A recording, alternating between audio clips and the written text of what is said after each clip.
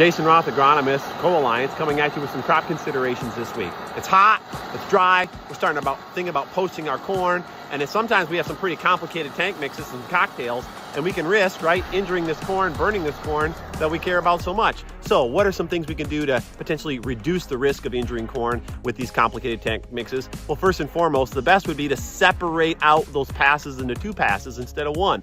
Let's go after weeds with herbicides now and come back with a second pass when the corn's a little bit taller even, and go with those fungicides, micronutrients, and other health-oriented products to really get that crop rolling, right? That separation of passes is going to reduce the risk of crop injury because we just don't have such big cocktails of mixes that increases the risk of injury. However, sometimes operationally, that's just not very doable across a lot of acres to have multiple passes. So that's probably the best option. Sometimes it might not be a viable option. So a second thing we can do is considering upping our spray volume. If you're at 10 gallon per acre, you're likely to burn corn. Go to 15 gallon per acre. Maybe you even have to consider going to 20 gallon per acre just to reduce the risk of these complicated tank mixes and the risk of injuring or burning the corn. But if we can go to 20, if we have to, right, and that reduces or eliminates the risk of burning corn, then it might be worth it because it allows us to keep all those products in the tank.